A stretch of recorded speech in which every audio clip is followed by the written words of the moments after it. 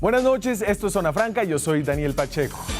¿Qué hacemos acá en Colombia? ¿Qué producimos? ¿De dónde sale la riqueza? ¿Cómo aprovechamos los recursos? ¿De dónde sale la plata? Esas son preguntas que tal vez no nos hacemos lo suficiente. Son preguntas que de hecho incluso los economistas no se hacen con suficiente claridad. Pero son preguntas claves para saber, por un lado, quiénes somos y por otro lado, y más importantemente, cómo vivirán nuestros hijos, nuestros nietos, después de que nosotros no estemos. La riqueza de Colombia viene del café. A la selección de Colombia la llaman la escuadra cafetera. Y sí, en parte somos cafeteros, pero no es lo principal ni de lejos. Somos un país petrolero y se dice mucho, se repite que la crisis de la economía colombiana viene de los bajos precios del petróleo, pero en realidad no estamos ni siquiera en el top 10 de productores mundiales de crudo y se calcula que en 6 o 7 años habremos agotado totalmente nuestras reservas. Somos un país que vive de la droga. Esta hipótesis que ha sido paradójicamente promovida por la oposición, por el expresidente Uribe, que ha dicho afuera de Colombia que como consecuencia de nadar en coca, nuestra economía está narcotizada. Y sí, somos los mayores productores de cocaína en el mundo, pero en realidad las ganancias de este negocio ilegal se quedan ahora más en manos de los carteles mexicanos. Y el narcotráfico, según los datos, ha venido cayendo constantemente en su proporción al producto total de la economía. De hecho, y este es un dato sorprendente, el mayor productor de riqueza en Colombia es el sector financiero. Es el ítem más abultado del Producto Interno Bruto. Este dato es además profundamente paradójico, teniendo en cuenta que casi la mitad de la población que trabaja en Colombia lo hace en la informalidad y que más del 20% de los colombianos no está bancarizado. Y es que la informalidad, según piensan algunos, es no solo un fenómeno preocupante para los mercados laborales, sino parte además de una serie de valores culturales de los colombianos. Que casi la mitad de las personas genere su riqueza del rebusque, de actividades que no pagan impuestos, supone que hay todo un mundo de trabajo que genera riqueza poco durable. Riqueza que se esfuma en el día a día, en bolsitas de arroz o aceite compradas en la tienda del barrio. Una economía del presente inmediato que no mira al futuro. Por eso, hoy en este programa le vamos a dar una mirada a qué tiene que hacer Colombia para que el trabajo de la mayoría de la gente deje algo para los que vienen. Que sea trabajo para vivir bien hoy, sí, pero también para vivir mejor mañana. Aquí arranca Zona Franca.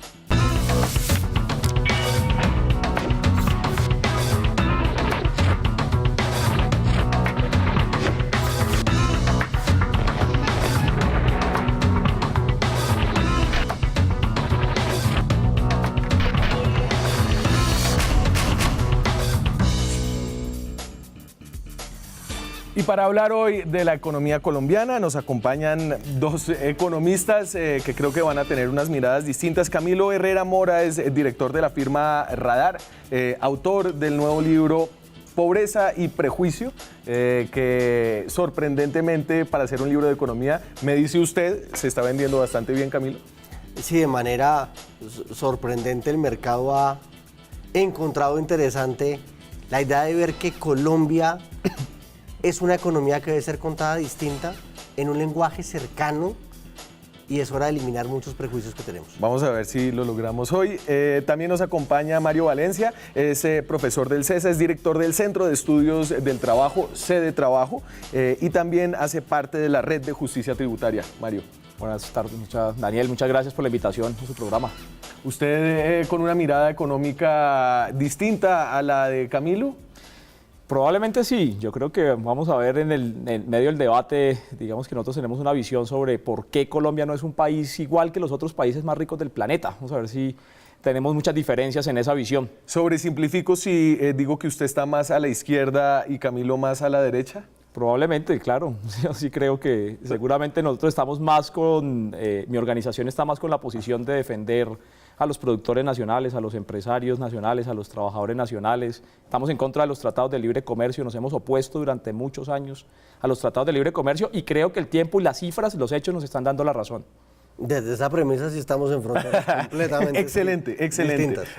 Muy bien, este libro, además de estar escrito en un lenguaje accesible para todo el mundo que se quiera interesar en el tema de la economía, está lleno de datos interesantes como estos que obviamente se consiguen en todos lados. Los datos económicos son disponibles en el DANE, el Ministerio de Hacienda, el Banco de la República tiene muy buenos datos, pero aquí vienen desglosados y presentados de forma que nos deja ver un poco los huesos de la economía colombiana. Y entonces arranco con esta gráfica que es el PIB real de la economía, el Producto Interno Bruto Real, comparado entre el año 2000 y el año 2016. Entonces estos son varios de los sectores y aquí entonces uno ya se empieza a llevar unas sorpresas, como yo decía al principio, y es que el 23%, el ítem más grande de la economía, son los establecimientos financieros, seguros, actividades inmobiliarias y servicios a las empresas. Pensándonos en contraposición a como nos pensábamos como un país cafetero, que es el primer ítem que ustedes encuentran a mano izquierda de su pantalla, que es agricultura, ganadería, caza, silvicultura y pesca. Explotación de minas y canteras también arroja un resultado que uno habría pensado que tal vez podía ser superior. ¿Eso incluye, Camilo, petróleo?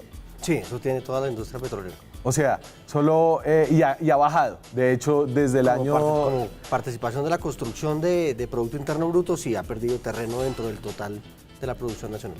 Industria, 12% de la economía del 2016, cayendo, y tal vez ahí Mario va a dar algunas puntadas acerca de cómo la globalización ha afectado a la industria nacional, del 14% al 12%, suministro de electricidad, servicios públicos, construcción, sube ostensiblemente, ¿no? Se duplica, creo que es el ítem que tiene el mayor crecimiento entre el 2000 y el 2016, comercio, reparación. Sí, es reparación. Comercio, sí. reparación, restaurantes y hoteles. Servicios, de nuevo, sí, transporte, almacenamiento y comunicaciones, y actividades de servicios sociales, comunitarios y personales. ¿Eso qué es, Camilo? Eso mayormente se refiere a todo el gasto y la generación de valor que produce el gobierno y los gobiernos a nivel municipal y departamental. Es el grueso de ese tema. Pínteme, ¿usted qué ve de esta distribución de lo que produce valor en nuestra economía? Yo ahí veo dos historias. La primera historia es: Colombia ha cambiado mucho. Claro, la gráfica es un poco limitada, solamente habla de 15 años, y uno fácilmente hace referencia a lo que ha escuchado. Entonces, ¿Colombia es un país cafetero? No, Colombia fue un país cafetero. ¿Colombia es un país petrolero? No, nuestras exportaciones, tanto en volumen como valor, sin duda fueron petroleros. Y en ingresos para el Estado. Exacto, y claro, de manera importantísima en ingresos para el Estado e inclusive para la generación de cierto tipo de empleos en Colombia y para el desarrollo de ciertas zonas, de una u otra manera. Pero la verdad es que si uno mira el Producto Interno Bruto de Colombia y lo desglosa, Colombia no tiene una vocación clara. Uno no puede, hay países en los que uno puede decir, en Venezuela la vocación es o fue petrolera y es completamente claro. En Inglaterra la vocación de industrias culturales es completamente claro. En Alemania la vocación industrial y metalmecánica es completamente. En Colombia todos los sectores suman un poquito, digamos aquí la gráfica de otra manera agrega, pero deja ver otra cosa que es una tendencia mundial en la que Colombia es parte, y es cerca del 60% del Producto Interno Bruto hoy son servicios. Y entonces todavía no me diga, usted tiene una perspectiva optimista acá, pero quiero seguir como pintando los huesos de esta economía y quiero como su visión ahí, Mario.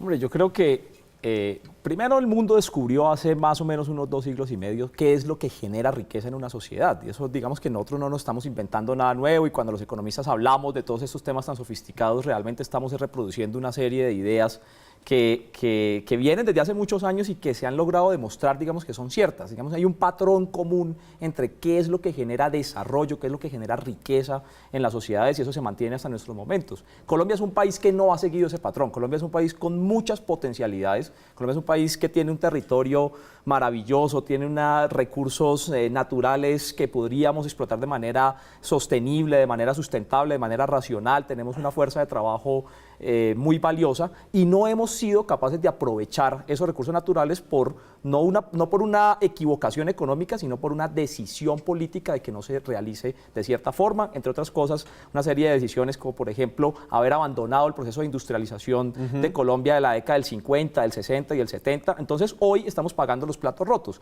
¿Qué es lo que está pasando hoy en la economía nacional? Que somos una economía que no es capaz de generar suficiente riqueza. Crecemos en el PIB y el gobierno siempre sale y saca pecho y dice, mire, es que somos el mejor de la región, pero realmente cuando uno cuando uno descompone, cuando uno entra a desglosar qué es lo que está pasando dentro del Producto Interno Bruto, se da cuenta que lo que más está creciendo, lo que más participa en la economía, son actividades que fundamentalmente no generan valor agregado, no generan riqueza, y no generan empleos de calidad, que ese es un factor muy importante que vamos a analizar en ese programa. Claro, porque aquí estamos viendo y estamos hablando de dónde viene la riqueza y eso es distinto a dónde está el trabajo. Sí. Pero usted ahí tiene una visión más optimista de este panorama de dónde se genera la riqueza en Colombia. El grueso de la riqueza en Colombia en los últimos años, hablamos de más o menos un siglo, la generó el campo. Y una de las cosas difíciles que nos ha costado entender a nosotros los colombianos es que las personas que tienen riqueza en Colombia, las grandes familias que tienen riqueza, mayormente son de origen campesino. No lo ve uno en las ciudades fácilmente, cuando hay un fin de semana o un puente, todo el mundo sale de las ciudades. La gente sale a buscar campo, porque nuestros orígenes están allá de una otra manera. Está el café, está la caña, está la papa, hay una cantidad de cosas. Después, como bien lo dice Mario, llega un boom de industrialización que comienza más o menos en los 30, en los 40. Aquí viene una cantidad de transformaciones, aparece el mundo de hidrocarburos más o menos en los 70, la aparición de Ecopetrol, todo el tema de la refinería de Barranca Bermeja. Pero si uno mira la historia de generación de riqueza en Colombia, se concentra mayormente en procesos históricos pegados a la tierra. Claro. Y obviamente eso tuvo unos impactos con la aparición de todo el fenómeno de la violencia en los 40 y después la aparición de las guerrillas en los 60, que hizo que la urbanización se acelerara de una manera muy grande en el país, claro, haciendo que el país se llenara de gente, qué pena, la ciudad ciudades se llenara de gentes, pero no necesariamente de gente con patrones y de valores de ciudad, sino son campesinos. Entonces, por eso el rol de la tienda de barrio, de la plaza del mercado, del vendedor ambulante, tiene unas particularidades muy rurales y fundamentales para entender el país. Claro, y hay unos daticos que usted tiene y esta gráfica siempre es sorprendente y pues, yo creo que obedece a unas tendencias que se han dado en todos los países en desarrollo, pero en 1928 el 69% de la población vivía en el campo, hoy ese porcentaje es del 23%, es decir, en más o menos 100 años se cambió totalmente la proporción. En el 28 el 31% de las personas vivían en la ciudad, hoy solo el 23% de las personas en Colombia viven en el campo, ¿no? Eso no es excepcional a Colombia, no es un fenómeno que haya sido propio de la violencia, un poco pero tiene unos impactos muy grandes en la economía que usted está de acuerdo con Camilo en que no se han podido absorber un poco los valores urbanos y seguimos teniendo un pasado rural dentro de las ciudades. Claro, no se ha podido absorber porque, por un lado, en todo ese proceso económico, de ese modelo económico de las últimas décadas, Colombia abandonó el campo, y eso no es un secreto, digamos, Colombia, bien lo decía Camilo, nosotros fuimos un país cafetero y perdimos en el café. Éramos el país de las ventajas comparativas en el café en el mundo. Teníamos el equipo cafetero, flota mercante, aerolínea cafetera, teníamos banco cafetero, teníamos de todo para triunfar en el mundo con el café y nos derrotó Vietnam con precios más bajos porque nos especializamos en un producto en el que evidentemente no teníamos una ventaja comparativa en el mundo. Abandonamos el campo. En 1990 importábamos alrededor de 200.000 toneladas de alimentos. El año pasado importamos cerca de 12 millones de toneladas de alimentos en un país al que le sobra la tierra. En un país en donde literalmente nos sobra la tierra para poder cultivar, estamos importando alrededor del 30% de los alimentos. Y esa gente que se desplaza a las ciudades tampoco encuentra unas fuentes de empleos estables, de empleos bien remunerados, porque no hay generación de riqueza tampoco en las ciudades. Y la generación de riqueza que podría haber en las ciudades sería la generación de empresas fundamentalmente industriales, y Colombia abandonó ese proceso también en la década del 90. Digamos que tiendo a estar de acuerdo hasta cierto punto en la cifra. Claro, comparar importaciones de alimentos el año pasado no es fácil en la medida en que el año pasado un fenómeno del Niño muy fuerte. No, pero no fue solamente un año. No, o sea, venimos en esa tendencia. Por eso lo hablo. Pero estamos alrededor de 10 millones. Porque ese es un argumento súper vendedor que se hace un poco desde la izquierda y creo que tiene una cantidad de sustento, pero por el otro lado, usted está importando alimentos porque son más baratos afuera. Es decir, le está dando a personas que tienen una capacidad adquisitiva limitada en Colombia la posibilidad de tener más alimentos por el mismo dinero. Claro, cuando uno dirige un gobierno, dirige un país, en el caso de políticas públicas, está en un dilema muy complicado, y es traer producto más barato al mercado, inclusive en mejores condiciones de calidad en algunos casos, o defender la industria nacional sin importar los costos que eso tenga en el bolsillo de los hogares. Uno podría decir fácilmente, busque un justo medio para poder favorecer a todas las partes y que esto funcione de una u otra manera. El problema es que ante los choques climáticos eso no está fácil de mantener una política estable. O sea, el tema del fenómeno del niño y de la niña han cambiado esas políticas que antes de una u otra manera, de manera inteligente, el IDEMA lograba compensar, sobre todo a nivel de alimentos.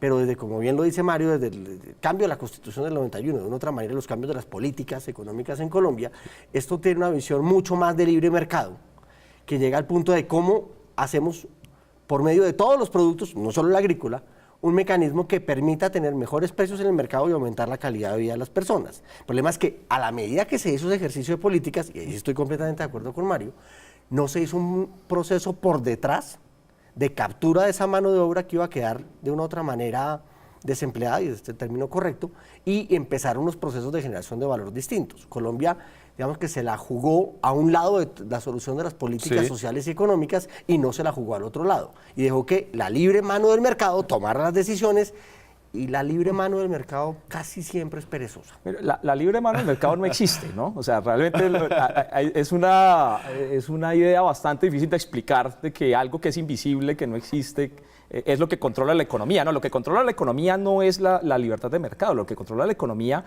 son las decisiones de los países de saber qué es lo que se tiene que hacer cada país. La teoría de la libre mano del mercado, como para que la gente entienda específicamente de qué estamos hablando, es una ¿cuál? teoría de Adam Smith que dice que los mercados se regulan, que quienes confluyen al mercado para ofrecer productos y quienes confluyen para demandar productos se equilibran de manera automática, de manera misteriosa, de manera mágica, mejor, ese es el concepto, de manera mágica, a través de una mano invisible. Entonces, que nunca va a haber sobreoferta de productos, nunca va a haber y que los precios van a estar regulados. Los precios van a estar regulados, ahí todo va a funcionar. Complemento a Mario. Y una visión de la mano invisible del mercado menos caricaturesca.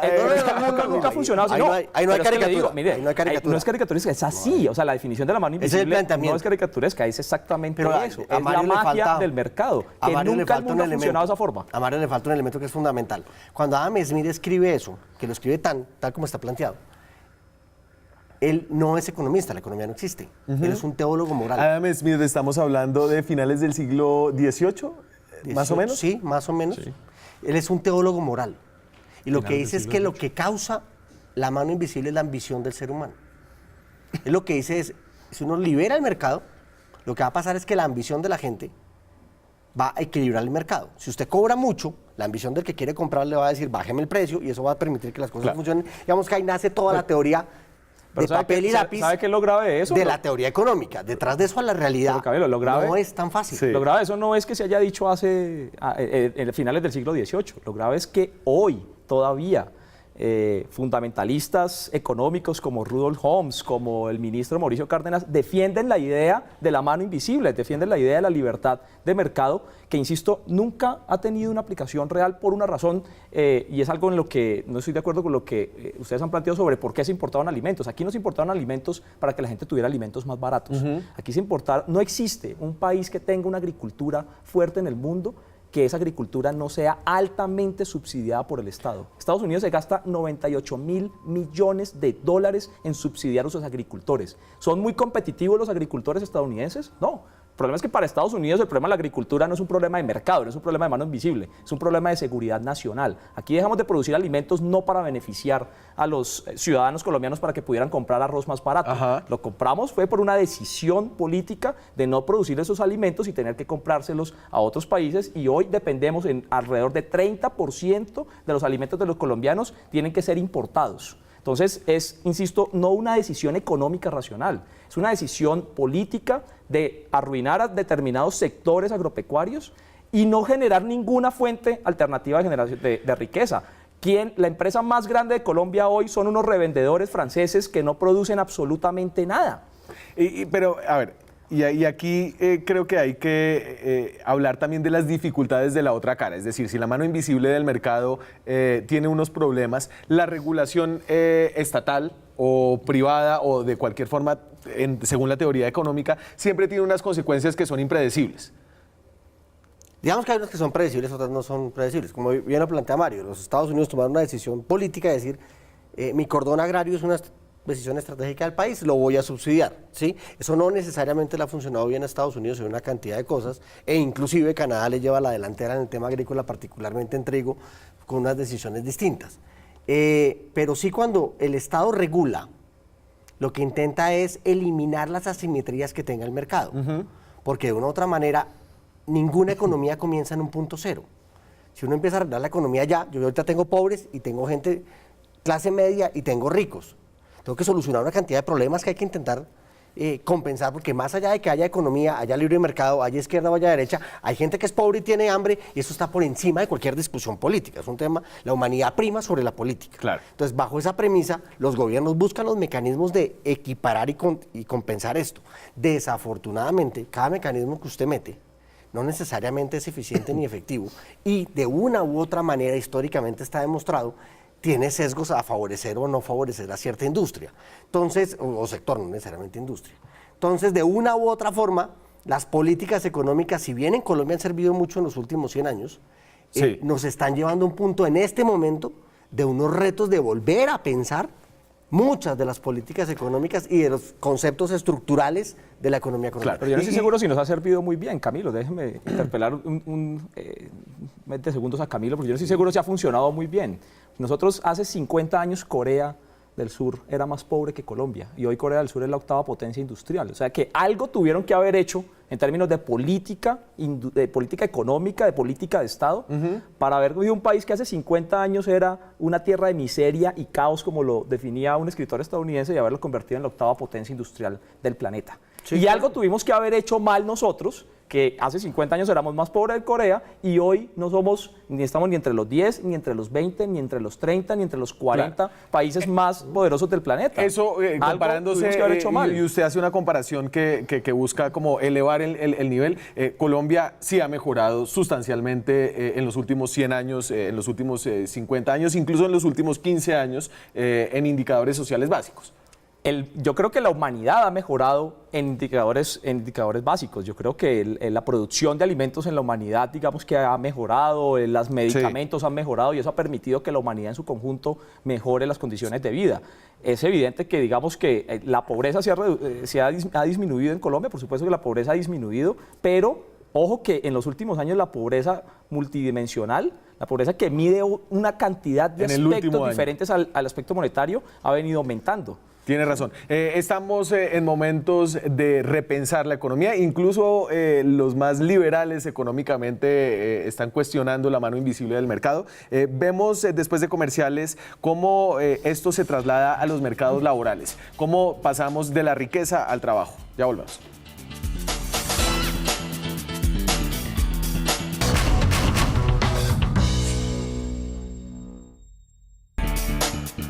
Seguimos en Zona Franca, estamos hoy echando carreta acerca de la economía del país y de cómo los colombianos generan riqueza, y generan riqueza a través del trabajo. ¿Y en qué trabajan los colombianos?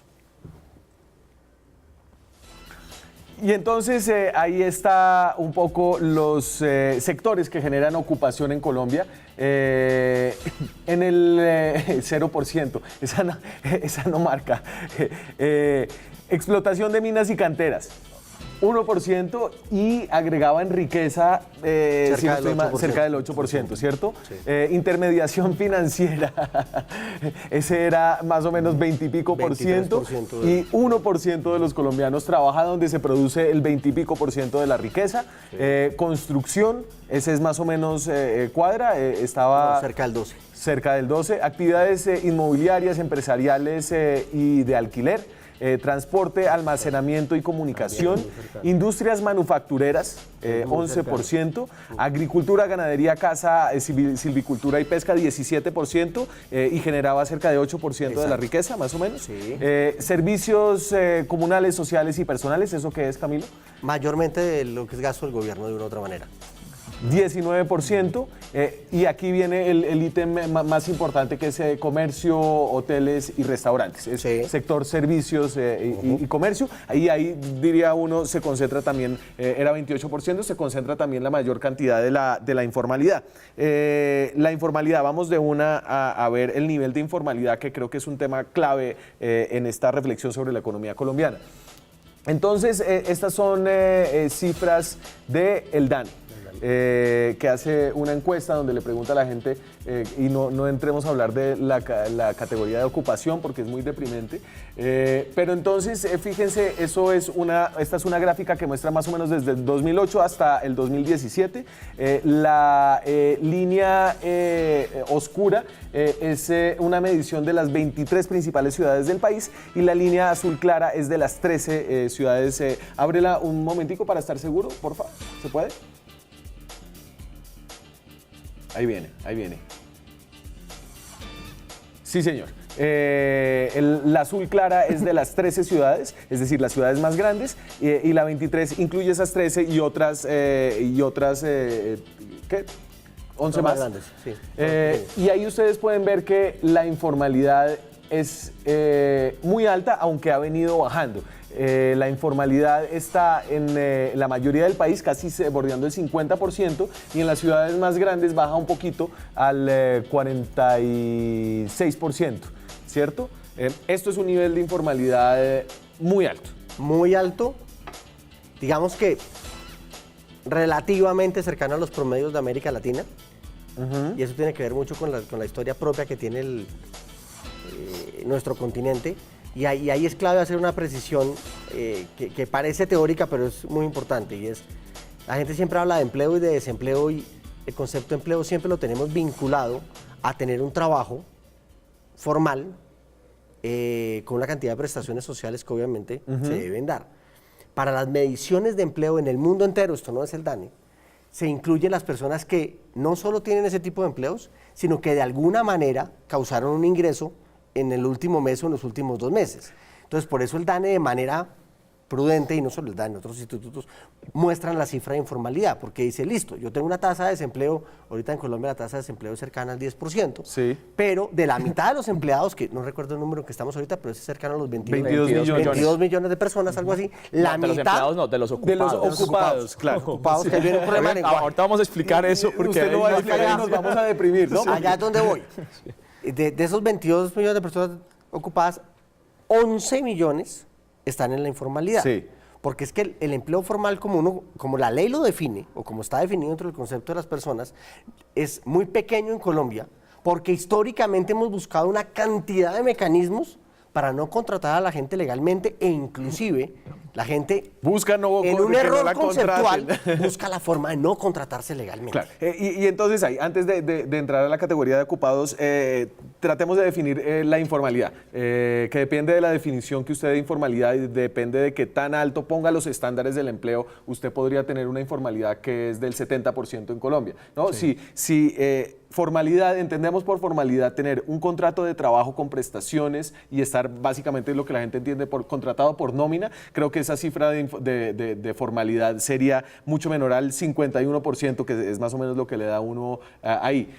¿Cómo se entiende la informalidad hoy en Colombia? Mire, la informalidad es no tener un empleo estable, no tener un empleo con un contrato, no tener un empleo que esté vinculado a prestaciones de servicios, y, a prestaciones sociales. Sí. Entonces, si uno mira incluso, usted lo planteaba, Daniel, si uno mira las cifras de cuántas personas están activas cotizando pensiones en Colombia, del total de ocupados que hay en el país, el total activos en pensiones son el 36%. Exacto, un tercio. El 36%. Sí. O sea que dentro de los que se cuentan como formales hay una cantidad que no están cotizando a Que pensiones. no están cotizando a pensiones, o sea que esa es una forma también de informalidad. Sí. Y tiene que ver con varios hechos. Tiene que ver con que la formación de empresas en Colombia, la formación de empresas estables, digamos, de empresas de más de 5 trabajadores, que es lo que mide el DANE, también ha venido escaseando en los últimos años. Cada vez se crean menos empresas de cierto tamaño que permiten tener empleos estables, empleos bien remunerados, empleos de calidad, digámoslo así, y la gente sencillamente acude a una cantidad de actividades de rebusque, porque eso no se puede definir de otra forma. Entonces, pararse en un semáforo a hacer malabares, subirse a un bus a vender cosas, tener un puesto de perros o de frutas en una esquina, son considerados para el DANE como empleos informales, pero ojo, que es donde está la trampa, y es lo que hemos venido cuestionando el DANE de la metodología que está utilizando, y es que no son desempleados. Entonces, por eso las cifras de desempleados en Colombia son tan bajas. Claro. Una siendo todavía altísimas en comparación a América Latina. siendo altas en América Latina, resulta que una persona que trabaja 1 hora a la semana, remunerada o no remunerada, no es considerada como desempleado para el DANE. Una persona que trabaja 1 hora a la semana, remunerado o no remunerado, y no hablemos de los inactivos. Una persona que dejó de buscar trabajo durante 1 año, según el DANE, ya no es una persona desempleada. O sea, usted se cansó de buscar trabajo, se puso a hacer sándwiches para venderlos en un colegio, claro, en una universidad, el DANE automáticamente lo chulea y dice usted ya no es desempleado. Claro. Entonces, de esa forma, bajar las cifras de desempleo es facilísimo. ¿Qué tan propio y qué tan defecto propio del DANE es esto? ¿O qué tan... es decir, ¿cómo se mide en otros lados? Porque si uno se está comparando... La metodología de medición que tiene el DANE es la que recomienda Naciones Unidas y particularmente la Organización Internacional de Trabajo. La medición que se hace en Colombia es la misma que se hace en el resto de países del mundo. Lo que pasa en Colombia es, a nivel laboral, por lo menos deprimente. Lo que Mario plantea ahorita como culpa del DANE, que no es culpa del DANE, porque obviamente siempre es fácil echarle la culpa a los indicadores de una u otra manera, es Colombia ha creado una estructura de demanda laboral técnicamente perversa. Ahí creo que van a haber chispas. Claro, usted dice, no hay más trabajo formal porque los estándares de la formalidad son muy altos. No solamente son muy altos. Hemos creado, si uno mira el proceso tiene que ver no solo con un tema de industria, donde la industria, hay que decirlo de otra manera, muchos industriales buscan la forma de contratar de una manera fácil y barata, y eso lo hacen, y eso es claro. Segundo, hay un problema legal muy grande a nivel tributario y a nivel de parafiscales que es muy fuerte comparado contra el resto de los países. Eso es cierto, digamos que ese discurso es válido, y puede ser muy cómodo para el lado de la derecha decir, es que yo no contrato gente por los parafiscales, eso lo admito como cómodo, digamos que es así, pero en el fondo hay problemas mucho más gruesos. Hay una cantidad de gente contratada en las ciudades en Colombia, que son campesinos que vienen a la ciudad a trabajar de una u otra manera, donde personas altamente estudiadas y calificadas los contratan sin protegerlos en seguridad social, simplemente porque pobrecito no tiene trabajo, venga yo le ayudo. Pobrecito yo le compro al tendero porque al tendero nadie le ayuda. Pobrecito el vendedor ambulante. Entonces, de una otra manera, fuera de que tenemos un sistema laboral complejo que nos hemos encargado de construir como complejo, nosotros los colombianos buscamos la forma de una u otra manera de hacer las cosas tan fácil para nosotros, que siempre nos apalancamos en el pobrecito el otro, venga yo le ayudo. Esa cultura es un peligro que tenemos en este país. Y usted viene, me tengo que ir a la pausa, pero ahorita cuando regresemos hablamos, además de la cultura que genera informalidad, de si hay algunas reglas o algunas estructuras de política pública que la promuevan también. Ya volvemos.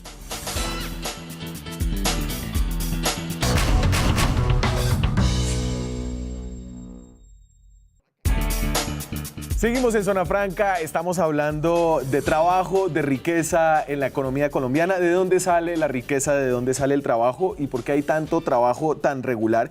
Y hablábamos de la cifra de informalidad. Yo quiero aquí agregarle otra cifra que habla no solamente de los costos que transfieren los empleadores sobre los trabajadores al no contratarlos bien, sino de los costos que la informalidad transfiere al Estado como un todo, es decir, a los servicios que da el Estado. Entonces, digamos que la cifra de informalidad, es decir, gente que no aporta a la seguridad social, es cercana al 50%, pero miremos la cifra de afiliación al sistema de seguridad social.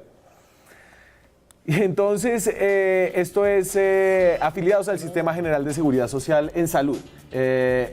Y usted puede ver ahí que cerca de 45 millones de colombianos, es decir, casi esto que son 48 millones, más del 90% de los colombianos están afiliados a algún sistema de salud, pero la mayoría, y están en esa franja verde, la última es la de junio del 2016, están en el régimen subsidiado. Esto es básicamente el Sisbén, ¿cierto? En el régimen subsidiado usted lo que está haciendo es recibir servicios por los aportes que pagan los de la franjita azul y los de la franjita... los de la franja naranja. Los cotizantes son los únicos que pagan. Claro, esos son los cotizantes. Los otros son los beneficiarios de esos cotizantes, ¿cierto? Sí. Entonces, y aquí viene como la trampa de la informalidad, y es que hay en ocasiones empleadores que deciden no contratar a las personas que trabajan para ellos para no pagar los costos adicionales, pero también hay personas que deciden no incurrir en los costos adicionales que significa estar en la formalidad porque reciben los beneficios del Estado sin estar, ¿cierto? Así es. Pues mire, yo creo que ese problema tiene que ver con eso. Colombia es un país que es poco competitivo. Uno de los elementos, pero es solamente uno de los elementos de competitividad, son los costos laborales, digámoslo así. Pero Colombia es un país que está significativamente más rezagado que sus socios comerciales, que los países con los que tiene que competir en el mercado internacional, en todos los elementos de competitividad, en infraestructura, en formación, en educación, en formación, en capacitación, en créditos, en ciencia y tecnología. Entonces siempre hay la tendencia a creer que no, es que nosotros no podemos lograrlo porque es que la mano de obra es muy cara. No, no podemos lograrlo porque hay una cantidad de cosas en las que no somos competitivos frente a esos países. Y el otro aspecto tiene que ver con lo siguiente. Obviamente el problema de que en Colombia haya una alta informalidad o que los ocupados no sean los que necesitamos no es un problema del DANE. El DANE lo único que hace es medirlo. Entonces aquí hay un problema de política pública, aquí hay un problema más grande y no es, si usted le decía que ahorita vamos a hablar carreta de eso, y la carreta de lo que estamos hablando, Daniel y Camilo, la carreta de lo que estamos hablando es el tema más importante en todas las encuestas que se han hecho de cuáles son los temas que le importan a los colombianos. Trabajo. Y es el tema del empleo. Sí. ¿Qué quieren los colombianos? Los colombianos necesitamos empleo de calidad, bien remunerado, estable, que nos permita generar más riqueza dentro de la sociedad. Y entonces aquí viene el dato. En los últimos 6 años, el 80% de los, el 97% de los nuevos ocupados que se han generado en el país son en el sector servicios. No en el sector real de la economía, no en producción real en la agricultura, en la industria, sino en sector servicios. Y de esos 97%, en el sector en donde más se han generado empleos es el sector de más alta informalidad, que es el del comercio. Sí. O sea, en Colombia se crean empleos fundamentalmente en sector de comercio, que está caracterizado por una altísima informalidad, por una altísima rotación, por salarios que son significativamente más bajos que en otros sectores reales. Y por la falta de valor agregado. Es decir, usted al comerciar cosas no está haciendo nada. Valor agregado. Está simplemente traer algo de un país, traer carros de Corea para ponerlos en un stand aquí en Colombia y revenderlos, pues eso no está generando riqueza real a la economía nacional. Ahí sí hay una discusión, y es... Lo que usted plantea es, seguramente los números son los que son, ahí sí no me he metido a hacer ese número. Son números del DANE. No, pero suenan absolutamente sensatos. No, pero son números pero no es Colombia, es el mundo. El mundo se está desviando a economías de servicios. Claro, las economías industriales, pese a que, digamos, fueran una maquinaria industrial muy bien desarrollada como la alemana, cada vez demandan menos de obra. Menos manos de obra. China cada vez demanda menos mano de obra. India cada vez demanda menos. ¿Por qué? La automatización, procesos de una cantidad de cosas. ¿Dónde están creciendo las economías en el mundo entero? En servicios. Y servicios sí es un generador de valor importantísimo. Caso de los Estados Unidos, todo el tema de software, que es servicios, claro, es un generador de valor gigantesco.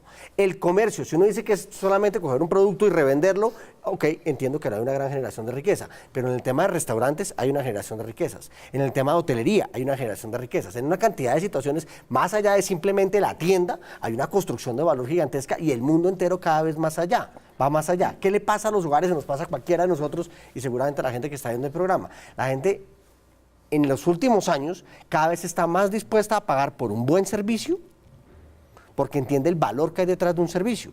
Y eso incluye aerolíneas, eso incluye hoteles, eso incluye salud, educación y una cantidad de mano de obra que está entrando sistemáticamente en la economía global, y obviamente Colombia no es una excepción a eso, a prestar servicios mucho más cercanos y especializados a las personas, mejorando de manera fundamental la calidad de vida de la gente. Pero eso es relativamente cierto, que se han desplazado empleos de la industria al sector servicios, eso es cierto. En los países desarrollados se ha dado, pero los países no han dejado de producir.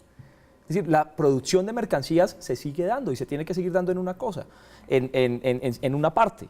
Claro, porque las cosas tienen que salir de algún lado. Mire, ¿no? ahora con el cuento, claro, es que las cosas tienen que salir de alguna parte. Mire, el cuento ahorita del Internet de las cosas. Entonces nos habla de que Colombia se va a meter, el futuro de Colombia es meterse en la lógica del Internet de las cosas. Y yo digo, ¿y quién va a hacer las cosas? ¿Quién produce las cosas? Estados Unidos sigue haciendo las cosas, hace el Internet y hace las cosas, hace el software y hace las aplicaciones, pero también produce la tecnología para hacer los celulares. También sigue abriendo plantas para ensamblar los vehículos en Estados Unidos. Y China sigue haciendo lo mismo, y Corea sigue haciendo lo mismo, y Alemania.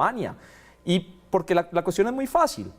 Las cifras no mienten. Un trabajador, una persona que trabaja en un almacén de cadena, en cualquier almacén de cadena se gana un salario mínimo, no se gana más que eso, se gana un salario mínimo. Una persona que trabajaba en una ensambladora que cerró en Colombia hace un año y se fue para México, una persona que trabajaba en esa planta de ensamblaje se ganaba 3.500.000 pesos. ¿Por qué? Porque genera más riqueza, porque es capaz de generar más valor produciendo mercancías. Y tiene capacidades distintas. Y tiene capacidades distintas y las mercancías no se van a, la producción de mercancías no se va a acabar en el mundo. Sí. Alguien lo va a tener que seguir produciendo. Es decisión de Colombia si se mete en esa lógica de vamos a producir las cosas que podemos producir en el país, o renunciamos a esa opción y simplemente nos dedicamos al petróleo, allá vamos, y al oro y al carbón. ¿Sí? Vaya, vamos, me tengo que ir a la pausa. Cuando regresemos, propuestas, visiones de futuro para que este país genere más riqueza, para que además deje algo después de que nosotros no estemos, a nuestros hijos, nuestros nietos, y también Zona Franca, la calle, la cara de la informalidad en Bogotá, después de comerciales.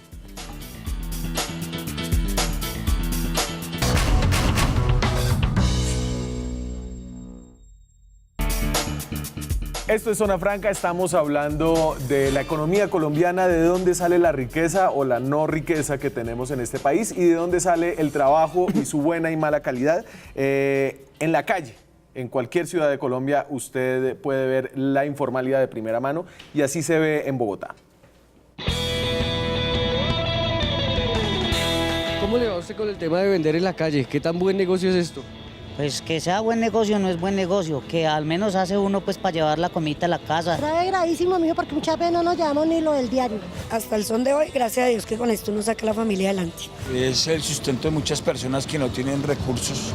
¿Usted tributa? ¿Usted paga algún impuesto por esto? Sí, claro, en las facturas cuando uno compra los accesorios para las bicicletas, eso cobran mucho IVA, claro. Nosotros no le tenemos que pagar impuesto a nadie. ¿Impuesto cómo se va a pagar si se vende uno, digamos, 20, 25 mil, 15 mil, muchas veces ni va a bandera?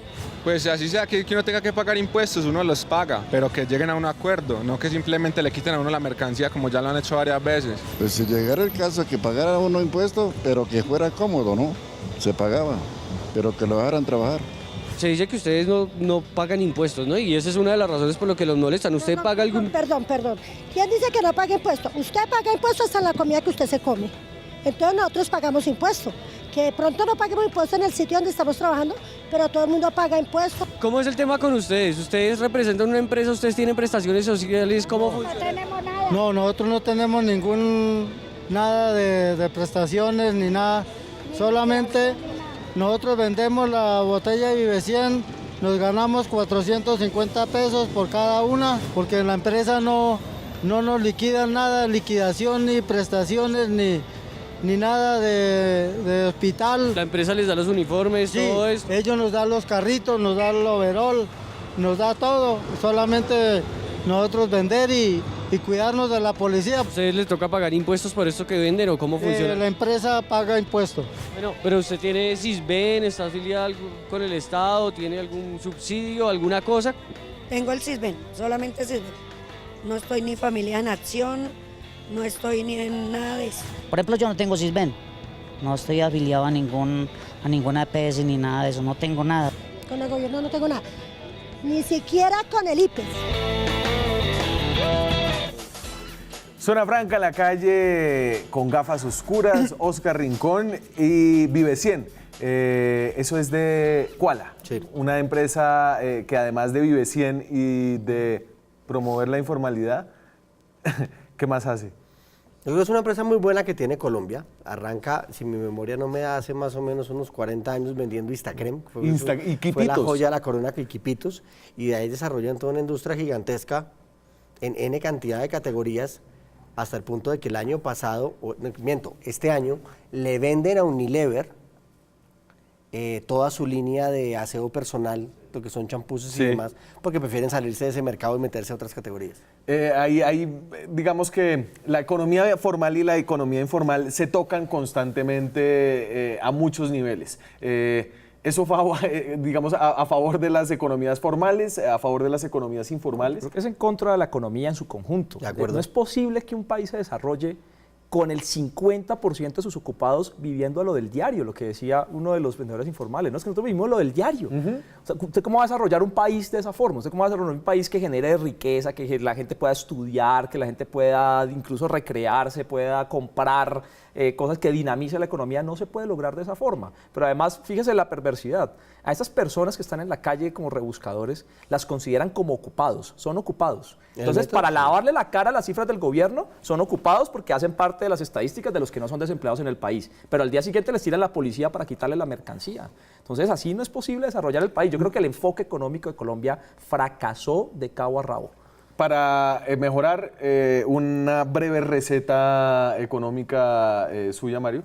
Yo creo que la receta económica es que nosotros tenemos que reevaluar este enfoque económico. Nosotros teníamos que pensar en la producción del país agrícola e industrial, tenemos que pensar en crear empleos de alta calidad en esos sectores, en invertir en ciencia y tecnología, y es fundamental renegociar esos pésimos acuerdos que ha negociado el país con otras naciones, como los tratados de libre comercio. De esa receta que conserva, ¿qué cambia, Camilo? Yo diría que en este punto el país tiene que hacerse las preguntas más posibles para llevar a cabo. Claro, uno puede pensar un país maravilloso en 10 o 20 años como lo podría uno ver dentro de la teoría o lo que uno pudiera hacer, pero la realidad de Colombia está en que tiene que aprovechar el momento que tenemos. Tomamos una decisión histórica de dejar atrás un gran problema del conflicto interno con las FARC. Esperemos que el ELN coja la velocidad que tiene que coger, o no la coja, Dios quiera, funcione bien, y se nos acabó una gran excusa. Eso nos va a permitir volver a meternos en infraestructura, volver a meternos en una cantidad de cosas que el gobierno sí tiene que hacer para que el país sea más competitivo, y el país tiene que tomar decisiones estratégicas de en qué sectores se va a meter y en qué sectores no se va a meter. Por ejemplo, en confecciones somos buenos y hacemos las cosas bien, pero está tan atomizada la industria que no sabe hacer las cosas. Y es uno de los sectores donde más se tocan la informalidad y la formalidad, una cantidad de gente trabajando informalmente en empresas que son medio formales. Se me acabó el programa. Antes de irme, este dulcecito que viene en el libro de Camilo Herrera, Pobreza y Prejuicio, acerca de las marcas. Entonces, el top of mind, las marcas que más se le ocurren a los colombianos, y aquí vienen sorpresas: Colgate, Diana, Roa, Ariel, Fab, Alpina, no sabe, no responde, Coca-Cola. Coca-Cola está como de octava ahí, Adidas, Samsung, Colanta y otras, ya obviamente. No está Juan Valdés, ¿no? No, en ese listado nunca ha estado. Nunca ha estado. No. Muchas gracias, señores. Echamos carreta sobre cosas importantes, Mario. Sí, muy importantes. Las más importantes de la sociedad. Las más importantes de la sociedad. Aquí hay que volver muchas veces más, y con ustedes fue un placer hacerlo en esta ocasión. Nos vemos la próxima semana con más periodismo, con más debate, con más opinión. Chao.